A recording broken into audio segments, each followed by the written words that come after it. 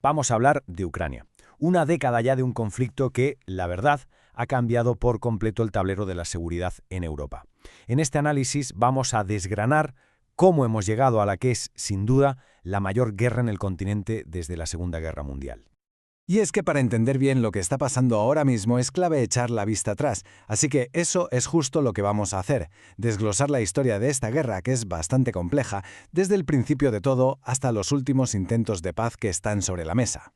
Mirad este dato. A finales de 2025, casi un 20% del territorio de Ucrania sigue ocupado por Rusia. Es una cifra enorme. Y la pregunta es, ¿cómo se ha llegado hasta aquí? Pues bien, para encontrar la respuesta tenemos que irnos al origen de todo esto. Porque, a ver, la invasión a gran escala que vimos en 2022 no apareció de la noche a la mañana, para nada. Las raíces de este conflicto son mucho más profundas. De hecho, se plantaron 8 años antes. En esta cronología se ve todo muy claro. Empezamos con las protestas del Euromaidán, que acaban con la salida del presidente prorruso, y casi de inmediato, ¡pum!, Rusia se anexa Crimea. Poco después estalla la guerra en el Donbass. Fue una escalada rapidísima, que pasó de ser una crisis política en Kiev a un conflicto armado que, como vemos, ha marcado toda la década. Aquí es donde la cosa se pone interesante, porque tenemos dos narrativas, dos visiones del mundo que chocan de frente.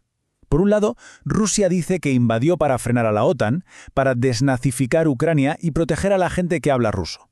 Pero, por otro lado, Ucrania y Occidente lo ven de una forma totalmente distinta, como una agresión ilegal, una violación de su derecho a decidir su propio futuro. O sea, dos realidades paralelas. Y bueno, con la invasión a gran escala, se desató una auténtica catástrofe, un nivel de destrucción y de sufrimiento humano que, sinceramente, en Europa no veíamos desde hacía generaciones.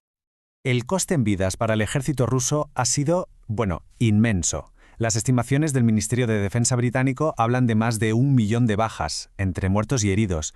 Es una cifra que cuesta incluso imaginar. Y por supuesto, Ucrania también ha pagado un precio altísimo. El propio presidente Zelensky confirmó la muerte de 100.000 soldados. Cada una de esas vidas es un sacrificio enorme en la defensa de su país. Pero, claro, la guerra no solo afecta a los soldados. El coste para la población civil es simplemente devastador. La ONU ha podido documentar casi 14.000 muertes de civiles, pero todos sabemos que la cifra real, tristemente, es probablemente mucho, mucho más alta. Además, hay algo muy grave sobre la mesa, las acusaciones de crímenes de guerra. Comisiones de la ONU han documentado de todo: ejecuciones, torturas, bombardeos a hospitales. La gran mayoría de las acusaciones apuntan a las fuerzas rusas. También hay algunos casos documentados contra fuerzas ucranianas. Es importante decir que Rusia, por su parte, niega absolutamente todas estas acusaciones. Y esto nos lleva a un punto clave. Esta guerra no es solo entre Rusia y Ucrania, no mucho menos. Es un conflicto global. Por un lado tienes a Estados Unidos, la Unión Europea, el Reino Unido, volcados con ayuda militar para Ucrania. Y por el otro, Rusia recibe apoyo de países como Corea del Norte, Irán o Bielorrusia, cada uno con sus aliados, lo que demuestra la dimensión internacional del conflicto. Vale, y ahora vamos a meternos de lleno en el campo de batalla, porque la situación en los frentes ha cambiado muchísimo en estos últimos años. Al principio, en 2022, vimos a Ucrania resistir el golpe inicial en Kiev y luego lanzar unas contraofensivas espectaculares en Kharkov y Jersón. Parecía que todo iba muy rápido, pero en 2023 la cosa cambió. La gran contraofensiva ucraniana se estrelló contra las defensas rusas. Y desde entonces, hemos visto la incursión sorpresa de Ucrania en Kursk y los avances lentos pero constantes de Rusia en el este. Básicamente, hemos pasado de una guerra de movimientos a una guerra de trincheras, de puro desgaste, donde ganar unos metros es una victoria.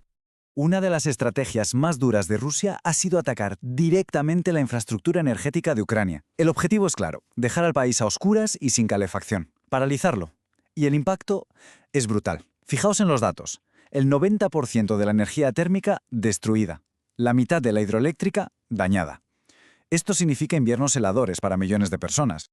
Claro, cuando en el campo de batalla las cosas se estancan es cuando la diplomacia intenta abrirse paso. Se han intensificado los esfuerzos para buscar una salida, pero sinceramente, encontrar un punto de acuerdo entre las dos partes parece una misión casi imposible. Hay un plan de paz sobre la mesa de 28 puntos que parece que viene impulsado sobre todo desde Estados Unidos. Y ojo, porque implica que Ucrania tendría que hacer concesiones muy importantes. Hablamos de ceder territorio, de limitar su propio ejército y de renunciar a entrar en la OTAN. Y aquí está el nudo gordiano, el verdadero problema, las líneas rojas de cada uno. Ucrania dice, no cedo más territorio del que ya controláis y necesito garantías de seguridad reales como las de la OTAN. Y Rusia responde, quiero el control total de las regiones anexionadas, que Ucrania se desmilitarice y que se acaben las sanciones. Como se ve, son posturas irreconciliables. Un callejón sin salida, vamos. Pero, a pesar de lo duras que son esas posibles concesiones, algo ha cambiado en la sociedad ucraniana. Fijaos, casi 3 de cada 4 personas ahora apoyan una paz negociada. Esto nos dice mucho sobre el agotamiento después de tantos años de guerra. Eso sí, hay una condición que no es negociable para ellos, que su seguridad esté garantizada por Occidente en el futuro. Y con todo esto llegamos a la gran pregunta final. ¿Estamos de verdad ante el final de la guerra? ¿O lo que se está negociando es, en realidad, una pausa? ¿Un conflicto congelado que simplemente dejará los problemas de fondo para que estallen de nuevo en el futuro? Esa es la duda que queda en el aire.